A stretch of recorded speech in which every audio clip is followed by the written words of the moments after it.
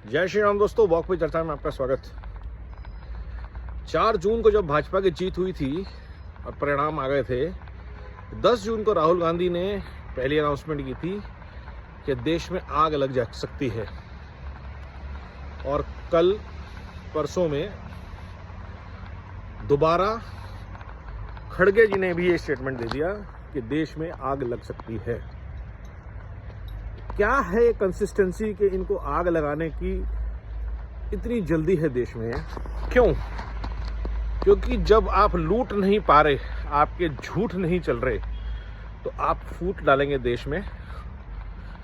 क्योंकि एक है तो सेफ है, मजबूत नारा बना, तो आपको फूट डालनी है किसी ना किसी।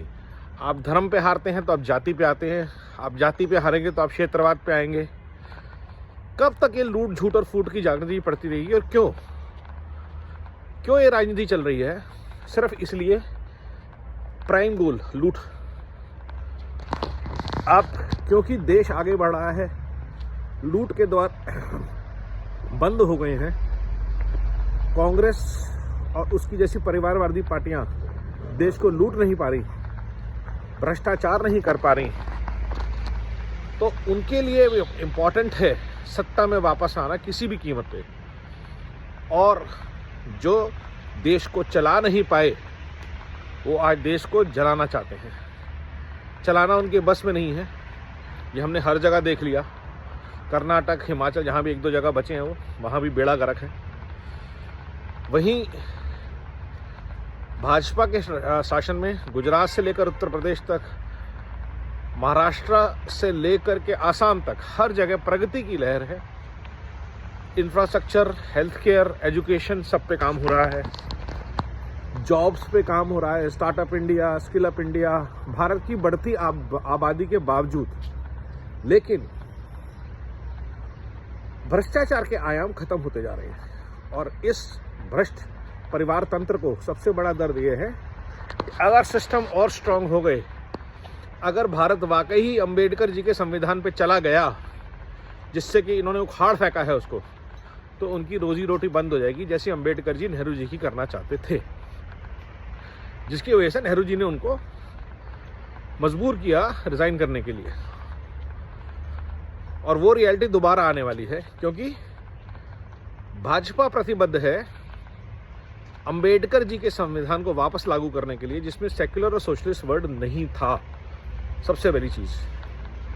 और यूनिफॉर्म सिविल कोड स्ट्रिक्टली लागू करने के लिए, और ऐसे कानून लाने के लिए देश में 1 नेशन 1 इलेक्शन जैसे, जो भारत के प्रजातंत्र का एक मजबूत आधार है। देश में जितनी बार चुनाव होता है, उतनी बार लूट खसोट का, चंदा इकट्ठा करने का, लोगों को टेम्परेरी रोजगार देने का मौका मिलता है। हर बार नए कैंडिडेट, नई टीम, नया काम, नया पैसा, भ्रष्टाचार के ज़्यादा आयाम। 1 नेशन 1 इलेक्शन करते ही बहुत सारी चीज़ें अपने आप खत्म होती हैं। 1 करते ही बहुत कुछ कम होता है। जब तक हम 1 नेशन 1 इलेक्शन, 1 आधार, 1 pan, 1 ration, 1 grade, 1 solar alliance, और यही मंत्र है 1 का, एकता का। एक है तो नेक का, एक है तो सेफ का।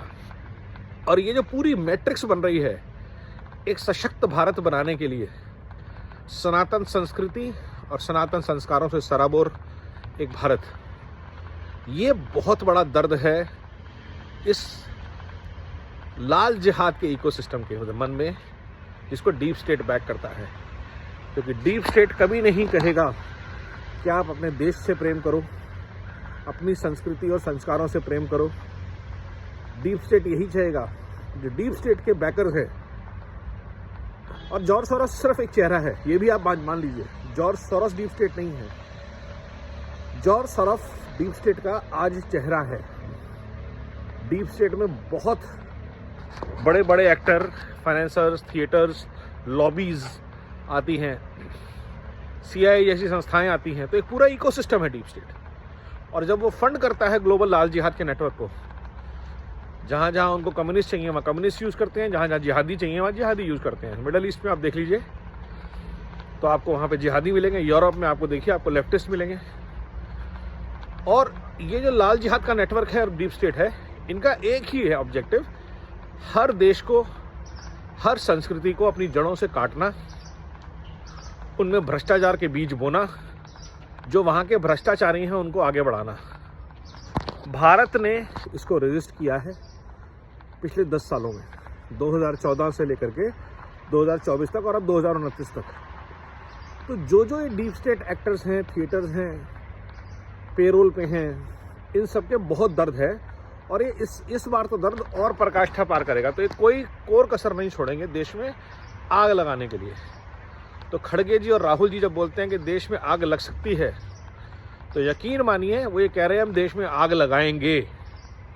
हमारा पूरा प्रयास रहेगा, भारत सरकार को, राज्य सरकारों को, केंद्र शासित प्रदेशों की सरकारों को, सुरक्षा बलों को, इंटेलिजेंस को मिल के देश में अराजकता फैलाने वाली इस सोच को, इनके एक्टर्स को रोकना पड़ेगा। चाहे वो योगेंद्र यादव हों जो कभी किसान में हैं, कभी कहीं बाहर, चाहे वो प्रशांत भूषण जैसे लोग हों, चाहे वो चंद्रशेखर आज़ाद जैसे लोग हों, चाहे वो लालू अखिलेश हों, ये सारे लोग जो इकोसिस्टम खड़ा करना चाहते हैं, चाहे वो राजदीप जैसे जर्नलिस्ट हो, आजकल करण थापर का एक शो चल रहा है जहाँ पर सब आके रो रहे हैं।